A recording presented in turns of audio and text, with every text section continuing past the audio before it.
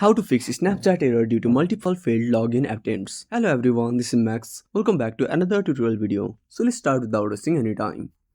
First of all, make sure your device has a stable internet connection. Then head to the Play Store. Now tap on the source icon and tap on the search bar.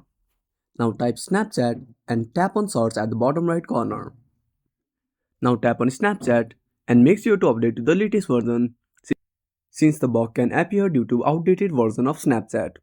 Once you are done, go back to the home screen and open up settings on your device. Now scroll down and tap on apps. Now go to app management. Now tap on the search bar and search for Snapchat. Now tap on Snapchat. Click on force stop. Now go to storage usage. Now tap on clear cache and restart Snapchat.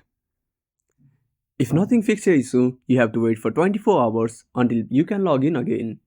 And that's it. Thanks for watching. Make sure to subscribe our channel and hit the bell icon. See you in the next video.